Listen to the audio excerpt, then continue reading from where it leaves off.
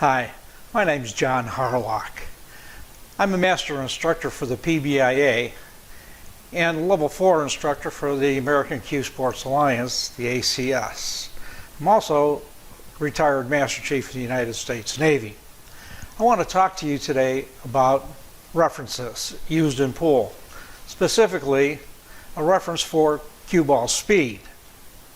Now, there are many references used in pool. The diamonds are used as a reference for kick and bank shots. And the center of the cue ball, probably the most common reference, is used for determining how much spin you put on the ball. The Drill Instructor Pro English trainer can be used to measure how much English you place on the cue ball with a reference to center ball. We'll get more into that a little later. Right now, let's talk about reference speed.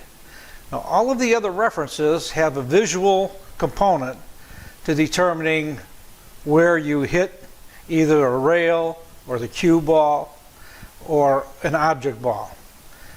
In this case, we're going to be using feel to determine the reference speed. Now let's use the same approach when we talk about cue ball speed. Generally, players talk about speed in terms of how hard you hit the cue ball, and is designated in terms like soft, medium, and hard. Unfortunately, somebody's soft might be another person's medium. It's hard to get a reference. Additionally, it's hard to measure. Dominic Esposito, the drill instructor, uses a great method for measuring cue ball speed. He uses diamonds in table lengths and assigns numbers to the speeds. A 1 speed, the cue ball will travel a half a table or 4 diamonds. A 2 speed would travel the full length of the table or 8 diamonds. A 3 speed would travel a table and a half or 12 diamonds. A 4 speed would travel 2 table lengths and 16 diamonds. A 5 speed would travel 2.5 table lengths or 20 diamonds. And a 6 speed would travel 3 table lengths or 24 diamonds, and so on. But what's the reference speed?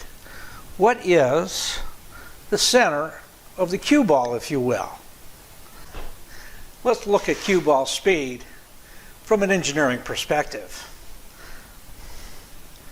The speed that the cue ball has is a result of the force applied by the tip of the cue.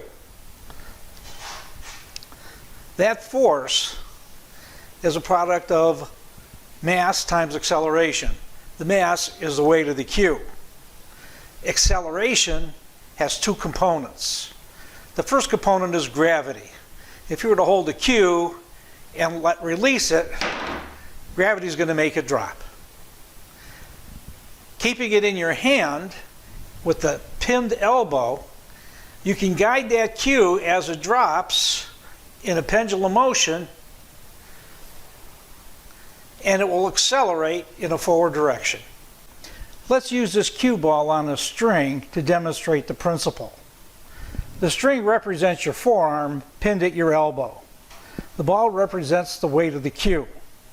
When you raise your arm on your backstroke and then release it, the cue will accelerate in a forward direction.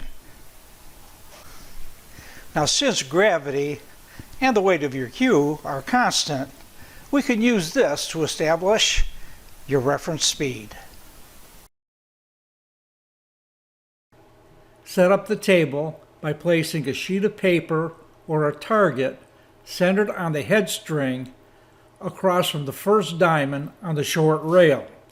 Your target will be the diamond on the opposite rail. Use about an 8-inch bridge, a standard bridge length for most shots, and aim to strike the cue ball slightly above center to allow the cue ball to roll. On your final stroke, stop in the set position Then slowly draw the cue back until the tip reaches the bridge. Then stop briefly again. Begin your forward stroke by putting the cue in motion. Allow gravity and the weight of the cue to do the work. Your arm will just guide the cue until it strikes the cue ball. Feel the tip contact and listen to the sound. It will be distinct. After contact, continue your stroke until it comes to a natural stop.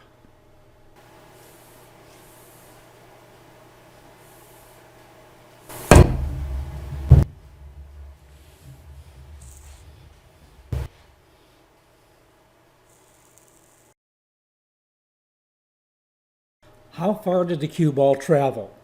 Most players will find that the cue ball will travel about 2 lengths of the table, or 16 diamonds. A good center ball hit will result in the cue ball returning to the target. Your focus, however, needs to be on the distance the cue ball travels, not necessarily hitting the target. If the cue ball falls short of 16 diamonds, that's okay. Note the distance and repeat the exercise. The distance traveled consistently will be your reference speed. Eventually, continued use of this exercise will result in hitting this speed unconsciously.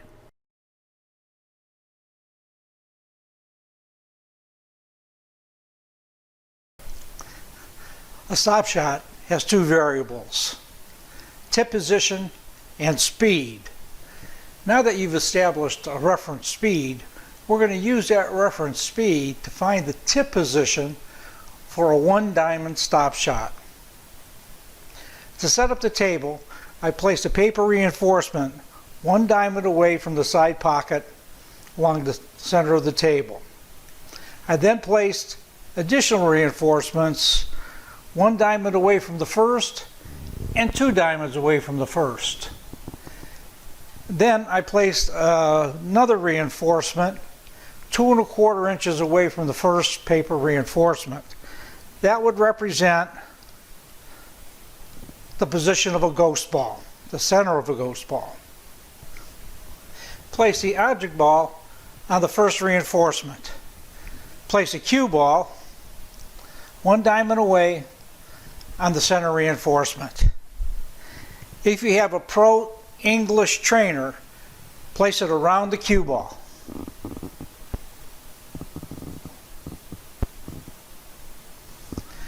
Now you're ready to start the exercise.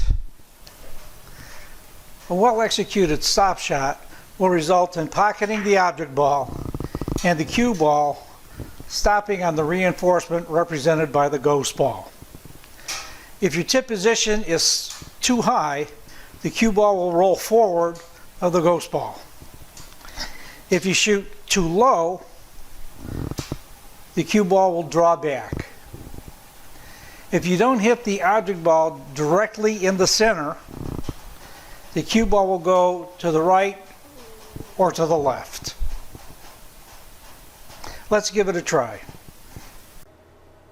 My reference speed is 4, which will take the cue ball 16 diamonds. I found that shooting a 1 diamond stop shot a half a tip below center will give me a good stop.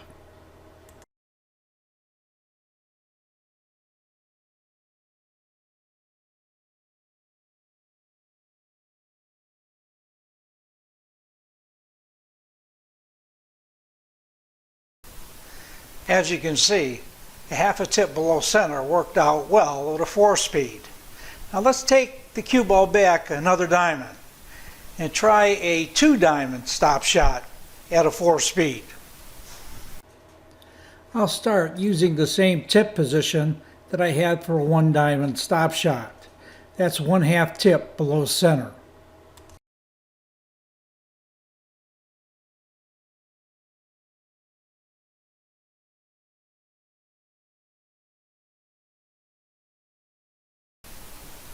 At a 4 speed, using the same tip position as a 1 diamond stop shot resulted in considerable roll of the cue ball.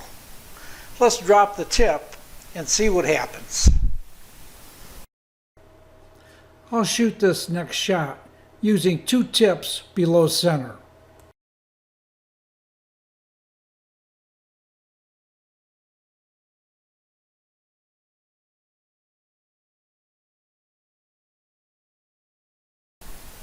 Two tips below center at a 4-speed resulted in considerable draw.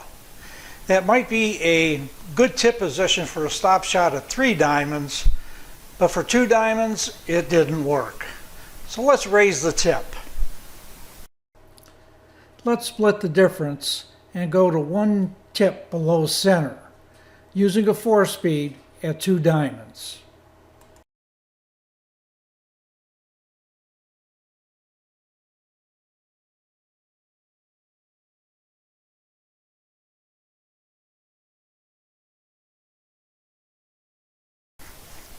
One tip below center worked out well for a 2 diamond stop shot. I now know the tip position at my reference speed for a 1, a 2, and perhaps a 3 diamond stop shot. Now eventually you'll be increasing the distance from the object ball to a point where you won't be able to lower the tip anymore at your reference speed. At that point, you just increase your speed.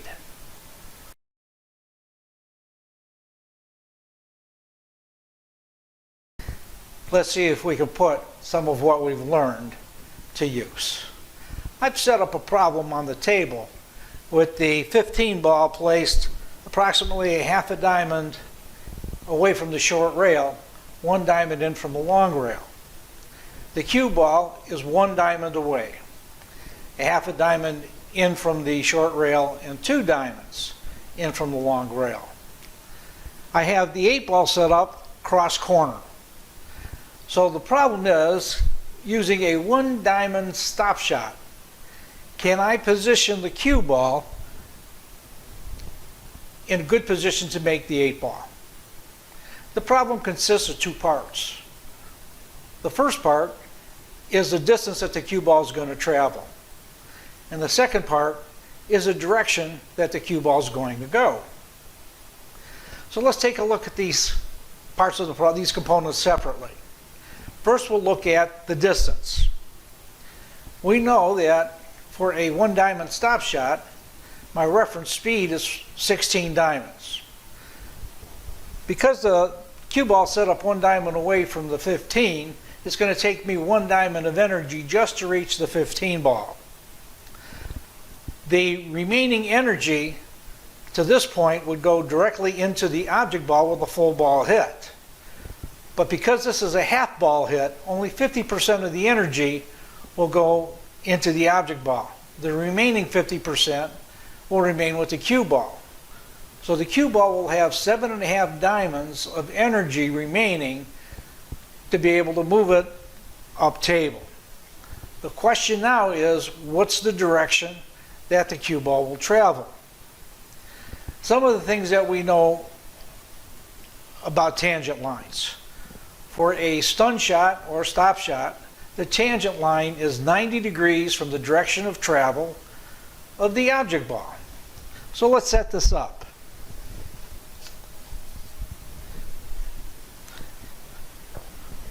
There's the direction of travel of the object ball.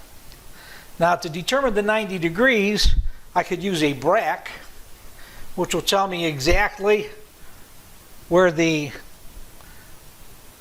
direction of the cue ball, or I can use the brack diagram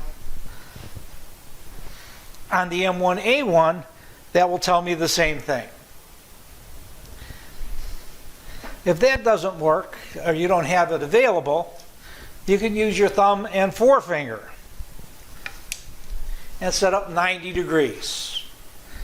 So if I set up 90 degrees here, I'll see that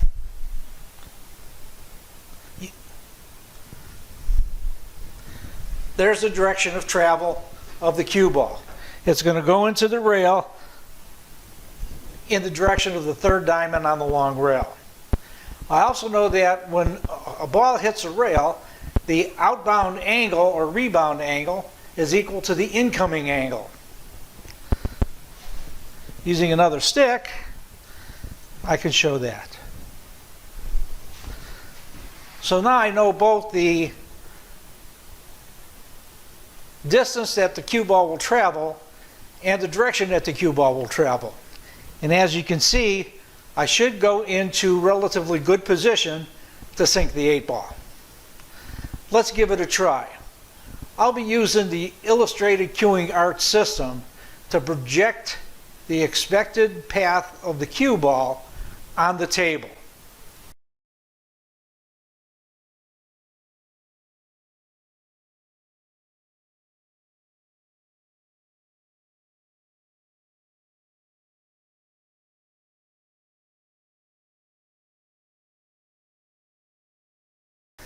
The cue ball rolled in great position to shoot the 8-ball. Now the reference speed isn't going to be the only speed you're going to be using when shooting pool. It is, however, a great place to start to learn the feel of other speeds. And on that note, it's a great place to end this video. Have a great day.